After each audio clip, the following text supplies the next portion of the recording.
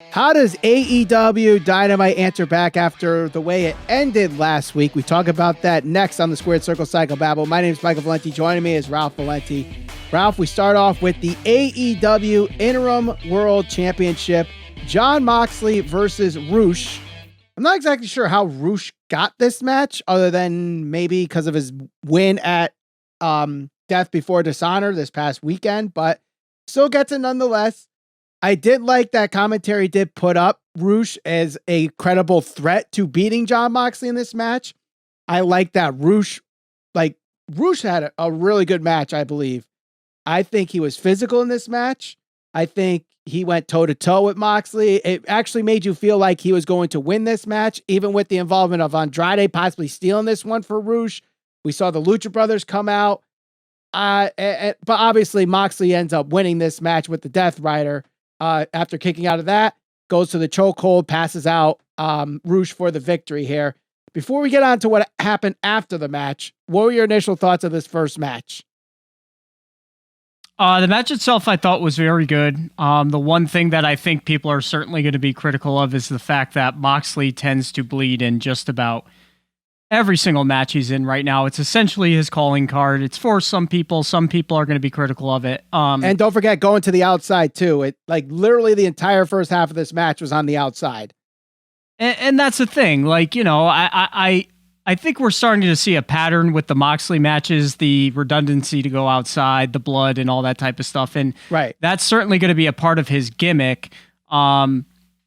But regardless, I mean, the actual match itself, what happened in the ring, I thought it was good. I thought that Rush was definitely very physical. He definitely works a very physical style, as does Moxley. Some of the chops that they were doing were very physical. The one thing that obviously you kind of pointed out, and I certainly questioned when we were talking about this match, was how did Rush get this match? Right. This kind of seems like one of those things where it was just like, accept it for what it is. If you're a hardcore fan, you know who this guy is. He's going to challenge for the title. But if you don't know who he is, you're going to be the odd man out. And then we can get into the whole conversations about rankings and leagues and if it matters, if it doesn't matter. I'll leave it at this, because last week I was pretty critical of AEW, so I don't want to certainly spoil what was a good show, I think. It was a good match. It was enjoyable. I question the rankings. I'll leave it at that. Yeah, and I think there's a little bit more questioning as we lead down further on to the show if you want to question the rankings. But afterwards, we see Chris Jericho with the Jericho Appreciation Society come out. Angelo Parker trying to mock Roman Reigns. I think it fell completely flat, honestly, with the appreciate us line. And then we find out Anna Jay has officially joined the Jericho Appreciation Society. I'm not sure if this was a jab at Bianca Belair by saying she's the sexiest, and I forget the other term she used, but she used like two adjectives that ended in EST. I don't know if that was a jab at Bianca. I just thought, oh, that's interesting that they did that. Nonetheless, Jericho comes out after that and says that he wants the shot at the AEW World Championship because he never got his rematch. Jon Moxley responds by going, I don't want to deal with this sports entertainment bullshit. He doesn't want the Painmaker, the whatever, the wizard, the magician, any other stupid gimmick that Jericho's done recently. He wants to go back to the Lionheart. He wants to face the guy that was the last survivor of the Heart Dungeon. He wants that guy, and we're going to get that match in 2 weeks. Jericho versus Moxley, a rematch from 2020 Revolution, the last AEW World Championship before the world just crapped on itself. I'm excited for this match. I just have one thing I have to point out. Jericho is a heel in this storyline because he's pointing the damn obvious. Pro wrestling is sports entertainment. No one can define pro wrestling without it sounding like a sports entertainment. You can't. I don't care what you guys try to do in the comment section. Try to define pro wrestling without it sounding like a form of sports entertainment. You cannot do it. So anyone that tries to bash sports entertainment and this is pro wrestling just comes off like a hypocrite. And I think Moxley, while the promo itself was really, really good, it kind of is hypocritical because he's like, I don't want to do sports entertainment. Yeah, he's doing sports entertainment with that promo. And Moxley, correct me if I'm wrong, also worked a program where he supposedly had his eye gouged out or something of that matter. Yes. That was the Jericho feud. And if he's not wrestling, if he's not having an actual match, he's cutting promos that are pre-taped in the back with barbed wire and all this other. So, look, I get what he's trying to do. He knows the fan base. He could definitely read the room. To me, calling out sports entertainment for a cheap pop has become about as useful as flipping somebody off. It was cool back in the 90s when Steve Austin did it, and it was edgy back then. Now everybody does it, and it's like, who cares, man? Like, I get it. You want to portray this guy that's anti-WWE, and you want to be this guy that's going to be edgy, and the crowd's going to erupt for you, and all that other stuff. But I'd really, truly, honestly believe that there is a certain percentage of the fan base that as soon as they hear that stuff, they automatically turn it off. Or they just shut off their mind and they're not into it. I know every time I hear it, I'm just like, that's stupid. It's corny, man. Like, get over it. It's a cheap pop. I think he's better than that. I know he can cut good promos, so why even go down that road? Right. Now, when the Jericho Appreciation Society first formed, I said, I didn't go back to the tapes, but I'm pretty sure I said something along the lines of Jericho's faction should go after these guys that try to separate pro wrestling from sports entertainment. And I actually think I mentioned Moxley when this first started. And here it is coming to fruition. And this is Tony Khan, while yes, mocking at the tropes that WWE does for entertainment, but also Tony Khan knows that pro wrestling is sports entertainment. He's not that dumb, you know? So obviously this is an easy way to create a baby face who he knows his fans are going to say, this is pro wrestling. Anything that sucks is sports entertainment. And Jericho, who we all know has his allegiance to Vince McMahon, even while still in AEW, can play off the sports entertainer role and get cheap heat. And I have no problem with that dynamic, knowing the situation, but you enable certain fans that go, oh, there's a difference between pro wrestling and sports entertainment. There's not. There's a difference between what AEW does and WWE does and New Japan and MLW and NWA and all these other promotions, but it's still the sports entertainment known as pro wrestling.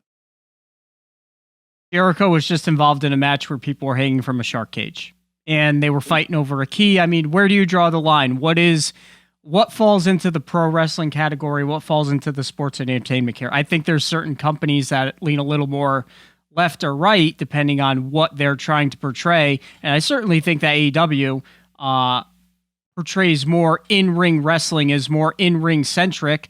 But I also think that could be a fault. In Moxley's match, people could point to that and say, well, why should we care? And not to say they're wrong. If you're a pro wrestling fan, you probably enjoyed that match because it was physical and there was high spots and you could get into it and it was good.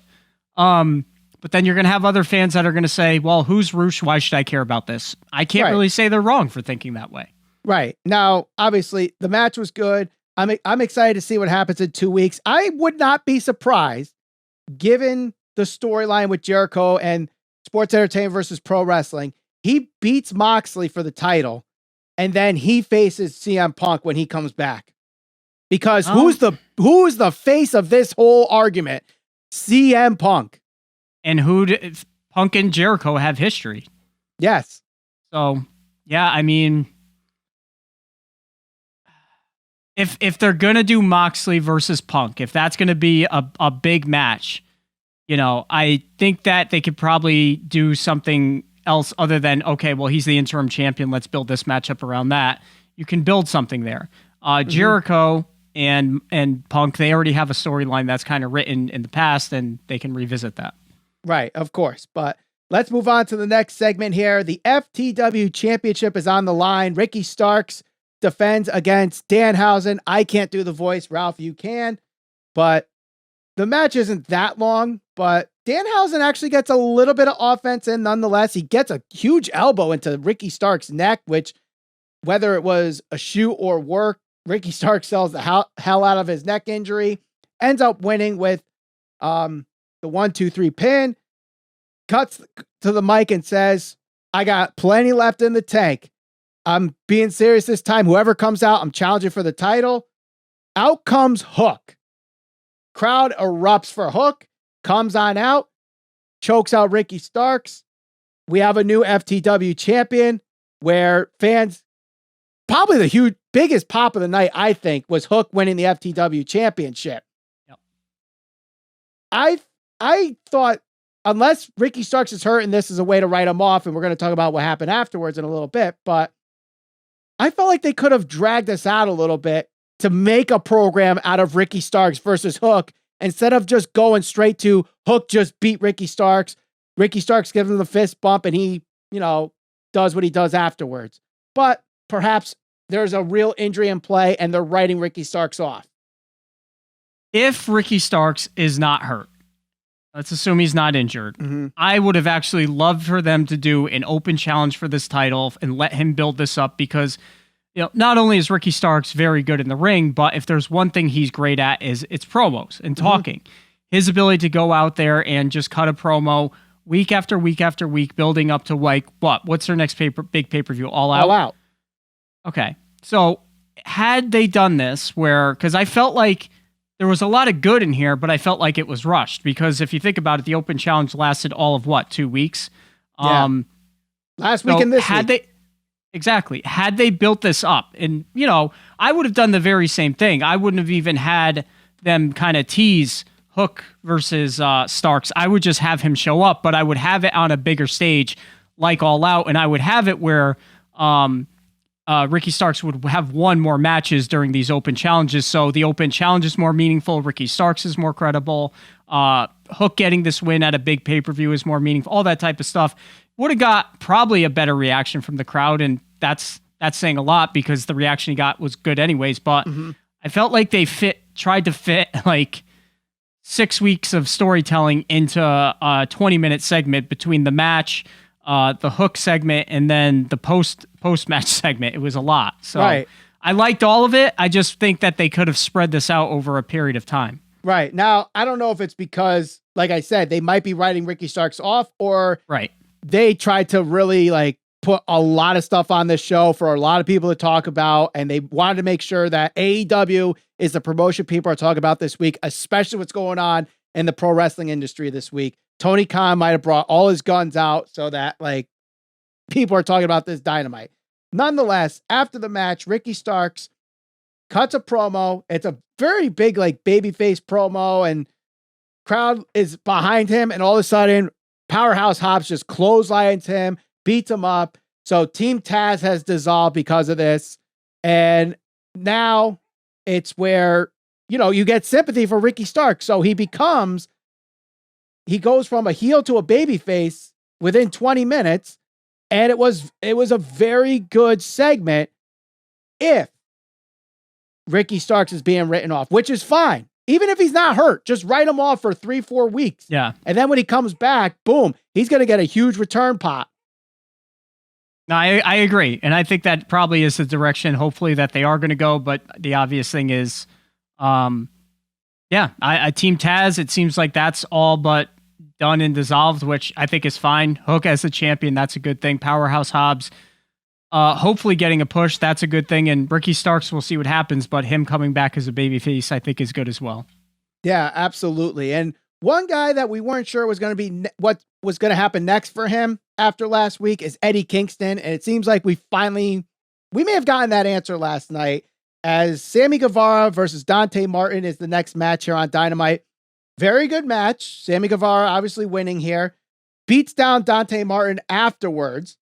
But then Eddie Kingston with Ruby Soho, and I can't remember the third person there, that all come out for the save and chase out Anna Jay, Ty Conti, and Sammy Guevara. So it appears the storyline is going to be at least Sammy Guevara versus Eddie Kingston. This might spread out to intergender tag team action, where it's Eddie Kingston and Ruby Soho against Sammy Guevara and Ty Conti. Do you like that direction?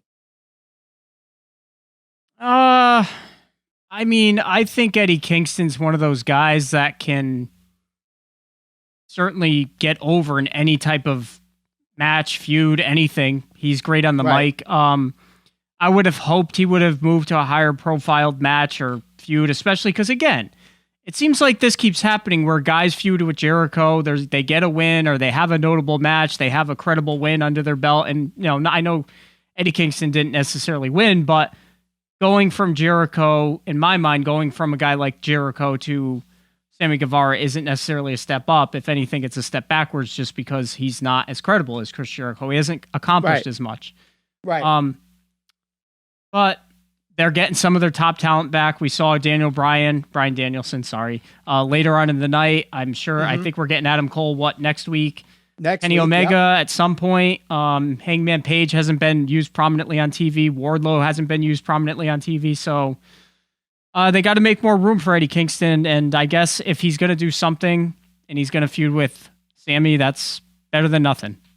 Right. And it still keeps the tie-in with Eddie Kingston versus the Jericho Appreciation Society, and whether his tie-ins to Blackpool Combat Club are still there, still to be determined. By the way, the third person was Ortiz, now that I remember that. Yes. Yeah, it was Ortiz. I don't know how I forgot that. Nonetheless, it's just like, okay, is this feud going on too long with Eddie and the Jericho Appreciation Society?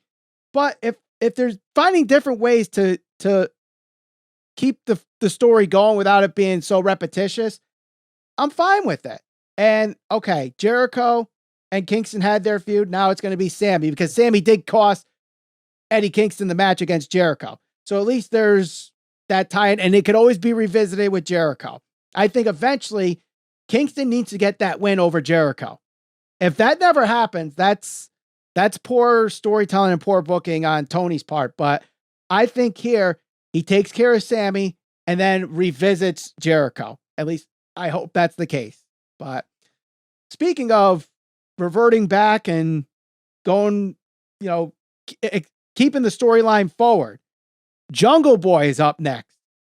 And I don't know if I could say some of the things he said without, having censors, or, we dropped a lot of F-bombs and S words last week, but Jungle Boy took a freaking M80 to a knife fight here. He just let everything out from the get-go with his first line, "Christian Cage, you are the biggest pussy I've ever met." And I was like, whoa, I was not expecting that from Jungle Boy. Then he digs at Christian for getting a divorce, which I didn't even know he was divorced. I didn't know or that getting either. a divorce. I didn't know that either. So he digs at him. Then he digs at his, small prick, which is that the same thing as talking about someone's small balls or big balls or whatever? I guess that would be the case.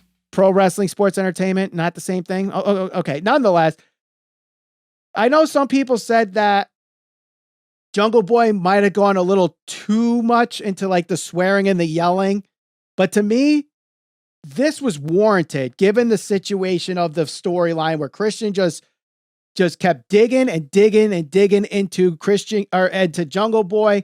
He had 4 or 5 weeks of pent up frustration and just let it all out here. I love this promo, and this is what Jungle Boy needed. This is the part where they're like, yes, this is where we want it from Jungle Boy. Some aggressiveness, some ruthless aggression. It came out in this promo.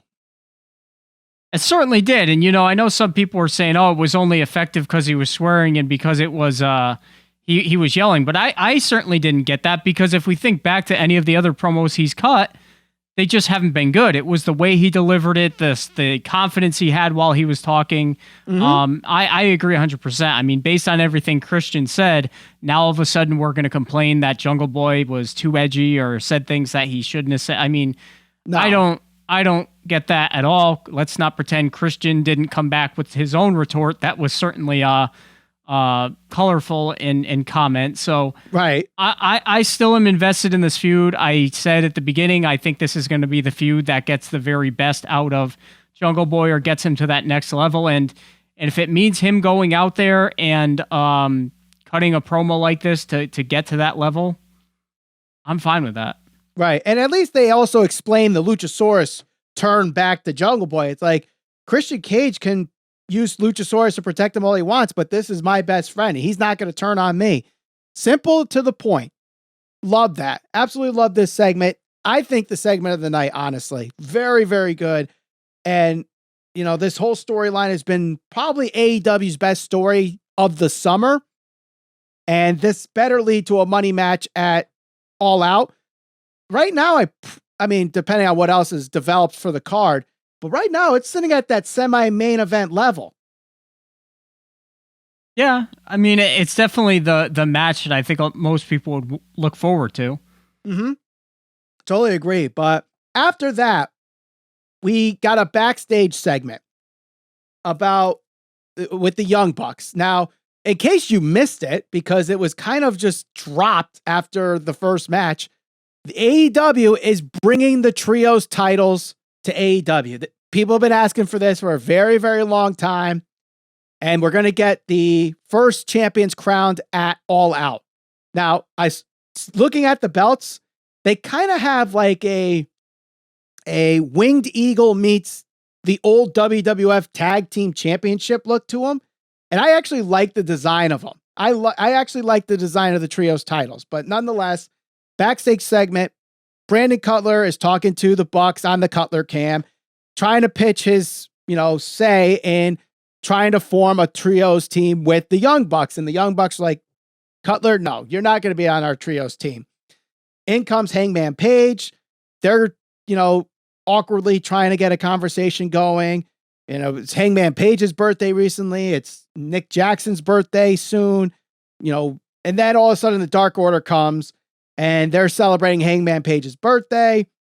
And then the Young Bucks walk off. Now that we know that the Undisputed Elite is going to be back next week, where does this leave Hangman Page? Where does this leave Kenny Omega? Do we know? Did we just see what the Trios Championship is going to look like at All Out? Is it Hangman and the Dark Order versus Kenny and the Bucks? Adam Cole and Red Dragon? Like, where are we going from here? I actually am interested to see where this leads to. Well, Dax Harwood actually tweeted out, he talked to CM Punk and he said that he would come back to be the third of that team. So right. They can throw their name in the hat as well. Yeah, I mean, I think if you're a hardcore fan of AEW, you're definitely looking forward to this because they've always talked about being dedicated to tag team wrestling. They've always kind of focused on 3-man tag matches, 4-man, however many people. Some people love it, some people hate it. Mm-hmm. I think that this will be a good way to get more people on the show. Because, right now they have a hard enough time finding enough time on air for guys like Wardlow and some of the other singles guys that should be getting pushed. So, I mean, I think it's good and bad. I think I want to wait and see what they do with the titles. All right. Well, obviously it is definitely a wait and see, but let me know in the comments who you guys think will be the first AEW Trios champions. But next up, we have handicap match action, Swerve Strickland against Smart Mark Sterling and Tony Nese. For the most part, it was a one-on-one match between Tony Nese and Swerve Strickland, revisiting their time at 205 Not So Live on the WWE Network. Pretty good there, but then Tony Nese accidentally gets kicked into Sterling, and the ref calls it a tag. Sterling tries to avoid getting into the ring for the most part. Tony Nese stays in the ring for the most part while the ref refuses to count him out. Then eventually Nese gets thrown out. Stomped on by Swerve. Sterling gets in finally, gets kicked in. 1, 2, 3. And Swerve Strickland wins. Afterwards, we see in the back, Keith Lee on the ground, and looking up is Josh Woods. I'm not familiar who Josh Woods is. Apparently, he's done some matches on Dark. Apparently, Smart Mark Sterling has been scouting him. I hope this isn't apparently where the tag team championship is leading to, because FTR have been the number 1 ranked team for 17 straight weeks and are not in the damn title picture. I believe Josh Woods was from Ring of Honor. I recall watching him in, what was that tournament they did during the pandemic? The Pure Championship? Yeah, I believe he was in that. He might have even made it to the finals. I'd have to check, but want to say that was him. I remember watching him at least in some matches in Ring of Honor.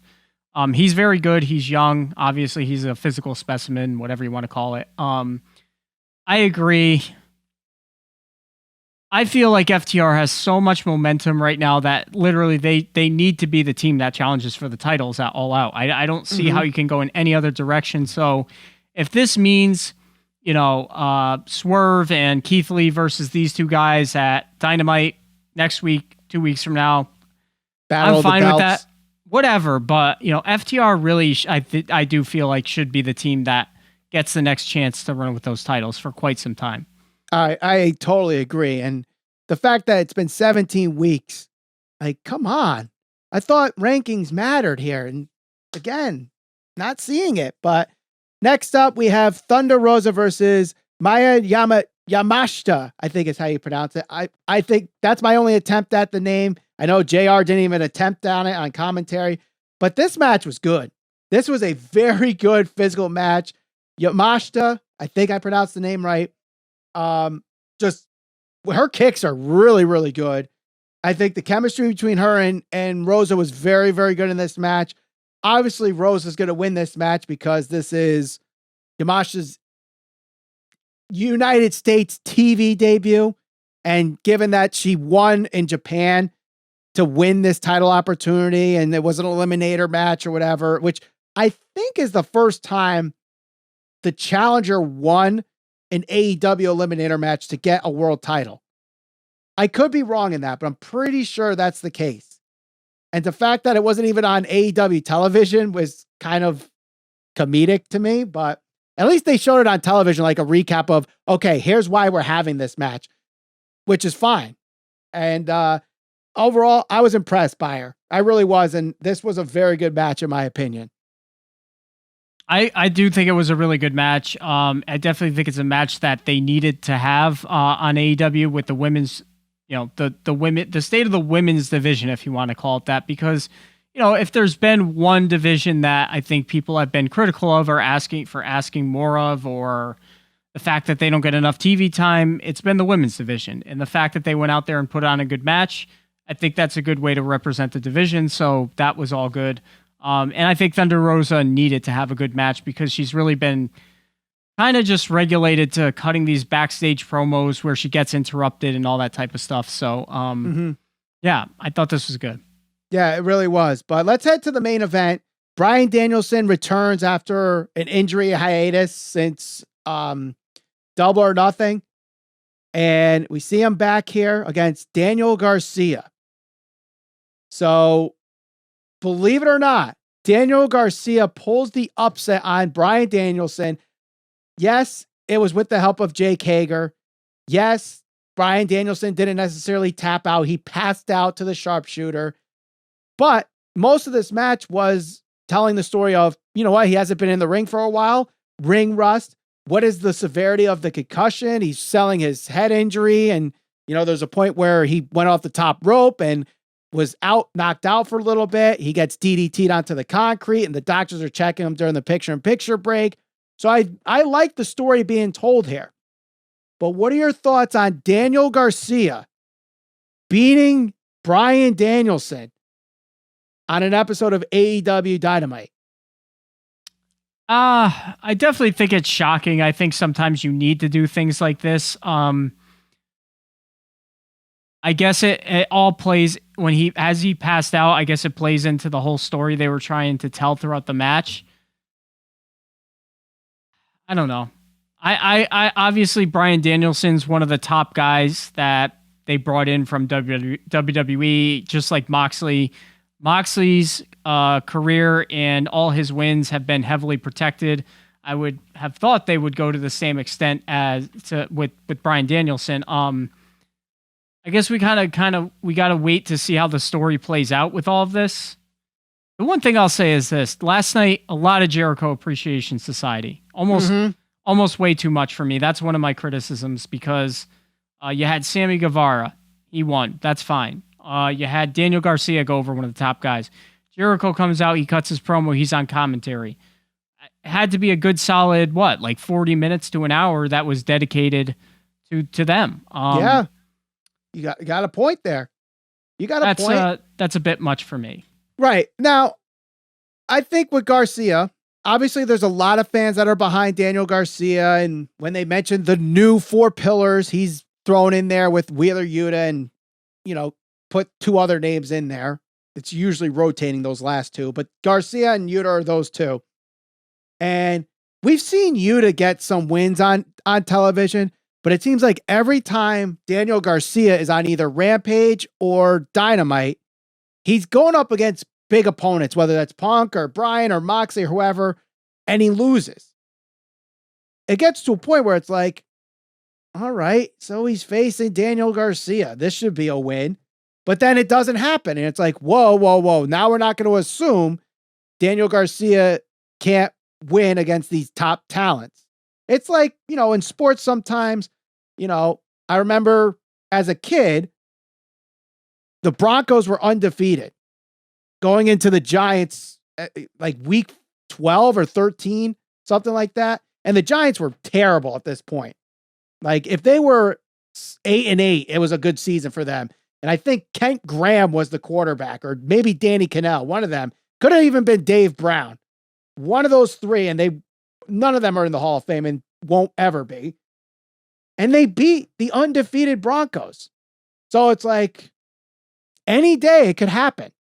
So, and it happened here, granted, through nefarious means. So the heels get heat. And I will say this, Daniel Garcia in this match did a good job working the crowd. Even when there were times they were checking on Danielson, he did a good job working the crowd, which is a very underutilized heel tactic in today's wrestling today.